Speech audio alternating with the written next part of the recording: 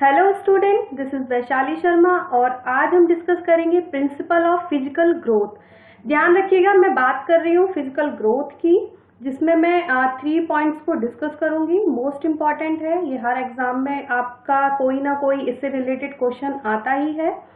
तो क्लास को स्टार्ट करते हैं। जैसे कि फर्स्ट जो आपका प्रिंसिपल है, ये बेसिकली प्रिंसिपल ऑफ डायरेक्शन है कि आपका जो विकास होता है, बच्चे के शरीर का विकास होता है, वो किस दिशा में होता है। तो फर्स्ट है आपका सेफेलोकॉर्डल, इसको हिंदी में शिरो पदोन्मुखी सिद्धांत बोलते हैं। तो जैसा कि नाम से आपको समझ में आ रहा होगा, अगर आप यहाँ पर भी देखेंगे, जो बच्चे का विकास होता है वो सर से पैर की तरफ होता है, ठीक है, टॉप टू बॉटम होता है। आपने छोटे बच्चे को अपने घर में भी देखा होगा, एज कम्पेयर टू बॉडी उसकी हेड काफी बड़ा लगता है। तो धीरे धीरे जब वो बड़ा होता है, फिर उसके मिडल पार्ट, फिर लोअर की पैर होते हैं, तो इस टाइप से उसका जो विकास होता है वो इसी टाइप से होता है, ठीक है। अगर आपका क्वेश्चन आता है, अगर बच्चे का विकास सिर से पैर की तरफ हो रहा है, ठीक है, टॉप टू बॉटम हो रहा है, या हेड डाउन टू टेल हो रहा है, तो वो कौन सा विकास है? तो वो कौन सा सिद्धांत होगा आपका? शिरो पदोन्मुखी सिद्धांत या सेफेलोकॉर्डल, ठीक है। इस टाइप से आपके क्वेश्चन पूछ लिए जाते हैं। आपने देखा होगा कि पहले हेड जो होगा डेवलप होगा, उसके बाद बॉडी पार्ट, फिर आपकी लेग्स, तो इस टाइप से बच्चे का डेवलपमेंट होता है। फिर सेकंड है आपका प्रॉक्सिमोडिस्टल, ये मध्य से बाह्य विकास सिद्धांत है। इसमें बच्चे का विकास कैसे होता है? 2 डायरेक्शंस होते हैं, ठीक है। एक तो होती है कि आपकी लंबाई कैसे बढ़ रही है, और सेकंड होता है बॉडी पे कंट्रोल कैसे हो रहा है।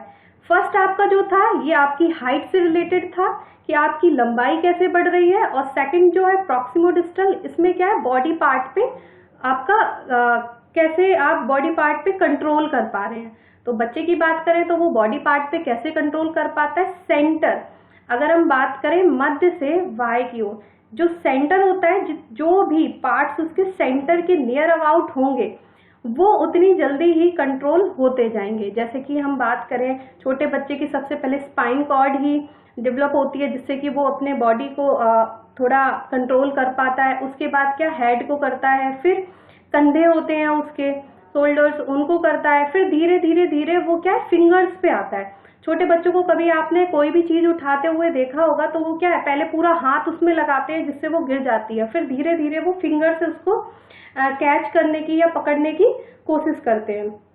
तो प्रॉक्सिमोडिस्टल बहुत बार क्वेश्चन पूछा गया है। तो ये क्या है, मध्य से बाह्य विकास सिद्धांत है, सेंटर या मिडिल टू। तो इस टाइप से आपका ये रहेगा।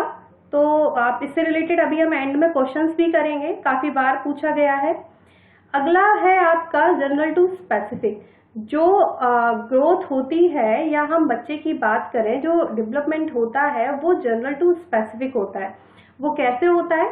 जैसे अभी हमने प्रॉक्सिमोडिस्टल देखा था, उसमें क्या था, पहले स्पाइन कॉर्ड, फिर हेड, उसके बाद शोल्डर्स पे वो कंट्रोल कर पा रहा है, फिर हाथ पे, फिर पैर पे। तो उसी टाइप से बच्चे का क्या है कि सबसे पहले, अभी हमने इससे पहले वाले लेक्चर में पढ़ी थी ग्रॉस मोटर स्किल्स और फाइन मोटर स्किल्स।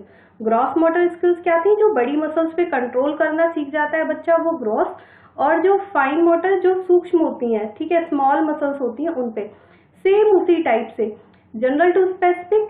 अगर हम बच्चे की बात करें तो वो बड़ी मसल्स पे कंट्रोल करना पहले सीख जाता है, कि चलना सिखाना उसे आसान है। अगर मैं बात करूं, एक बच्चे को लिखना सिखाना, वो एज कम्पेयर टू चलने से और भी ज्यादा हार्ड है, बार बार उसे बहुत प्रैक्टिस करानी पड़ती है। तो उसी टाइप से ये है, पहली बार में बच्चे दोनों बाहों का उपयोग करके बड़ी चीजों को पकड़ सकते हैं, ठीक है। तो ये सामान्य है कि वो पूरा हाथ लगाएगा, किसी को उठाएगा, अगले भाग में एक हाथ में चीजों को रखने में सक्षम है, फिर केवल मटर, अनाज आदि जैसी छोटी वस्तुओं को लेने में सक्षम है। उसी टाइप से कि पहले तो सामान्य था, जनरल था, कि वो पूरा हाथ मार रहा है, उस टाइप से। बट विशिष्ट, वो एकदम वो चाहता है कि इस चीज को पिक करना, तो वैसे ही पिक करेगा। अदर एग्जाम्पल, जैसे यहाँ पे पेंसिल होल्ड करने की बात करें, तो वो पेंसिल होल्ड करेगा, तो पहले क्या है, कुछ भी बनाएगा। लाइक यहाँ पे मैंने सर्कल का एग्जांपल दिया है कि वो सर्कल बना सकता है। अगर मैं कोई अक्षर की बात करूँ, छोटे बच्चों को सिखाया जाता है ना, लाइन सिखाई जाती है कैसे करें, तो उसी टाइप से अगर हम इमोशन से रिलेटेड बात करें तो वो कैसे होगा कि पहले बच्चे को कोई चीज चाहिए होती है, वो बुरी तरह रोने लगता है, ठीक है, पूरी बॉडी को यूज करते हुए चिल्लाएगा, रोएगा, बट धीरे धीरे जैसे जैसे उसकी बॉडी पे कंट्रोल आता है, वो अपने बॉडी पार्ट्स पे कंट्रोल करने लगता है, अपने इमोशंस को एकदम विशिष्ट रूप से दिखा सकता है, ठीक है। तो कभी भी आए कि प्रिंसिपल ऑफ ग्रोथ या प्रिंसिपल ऑफ डेवलपमेंट, तो क्या होगा, जनरल टू स्पेसिफिक होगा, सामान्य से विशिष्ट की ओर होता है। तो अब हम कुछ सीटेट के प्रीवियस ईयर क्वेश्चंस को डिस्कस करते हैं।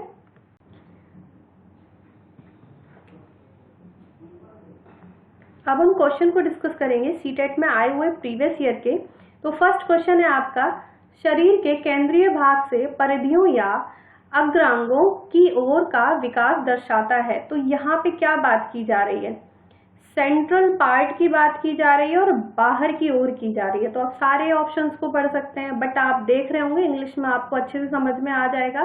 तो इसका राइट आंसर क्या होगा, प्रॉक्सिमोडिस्टल डेवलपमेंट, ठीक है, प्रिंसिपल ऑफ प्रॉक्सिमोडिस्टल डेवलपमेंट, और कोई नहीं, ये बहुत इंपॉर्टेंट है, हर एक एग्जाम में आपका क्वेश्चन कहीं ना कहीं पूछा जाता है। सेकंड है आपका क्वेश्चन, स्कूल बच्चों के सामाजिकरण की एक ऐसी संस्था है जहां, तो एक सोसाइटी का अगर स्मॉल जो रूप माना जाता है तो वो क्या होता है, आपका स्कूल होता है। तो यहाँ पे देखते हैं कि जो मुख्य है वो क्या है, प्रमुख स्थान स्कूल की दिनचर्या का है, नहीं, ये गलत है आपका, बिल्कुल भी नहीं होता है ऐसा। प्रमुख स्थान स्कूल की गतिविधियों का, एक्टिविटी का है पार्ट, बट हम ऐसा नहीं कहेंगे कि मोस्ट इम्पॉर्टेंट है।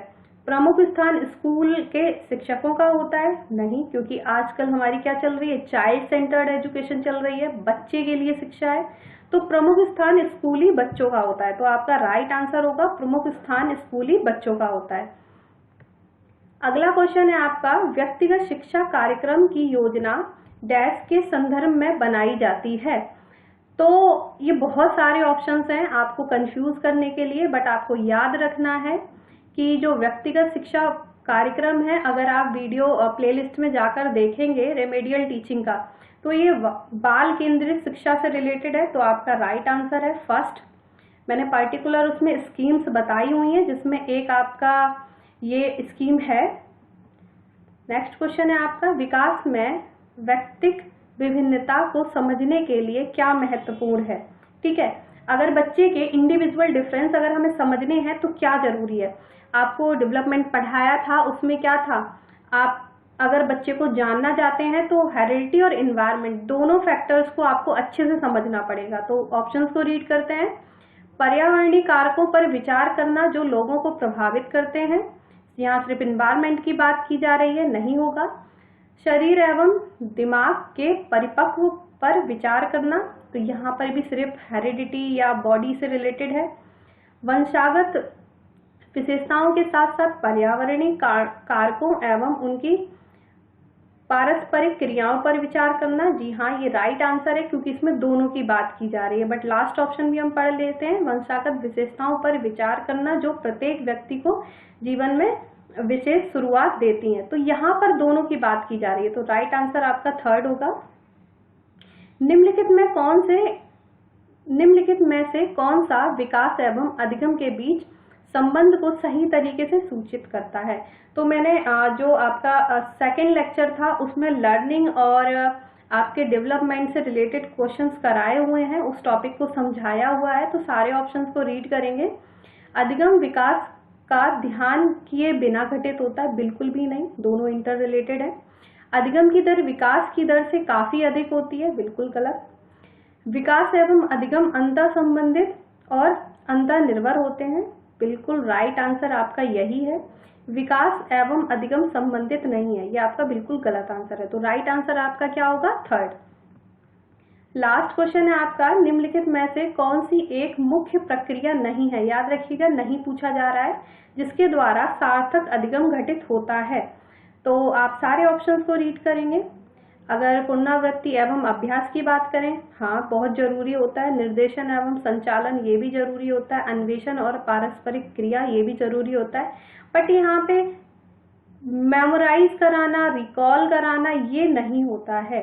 तो आपका राइट आंसर हो जाएगा फोर्थ। आई होप आप इस टॉपिक को अच्छे से समझ पाए होंगे, क्वेश्चंस को अच्छे से समझ पाए होंगे। वीडियो अच्छा लगता है तो आप लाइक करें, शेयर करें, चैनल को सब्सक्राइब करें। Thank you so much.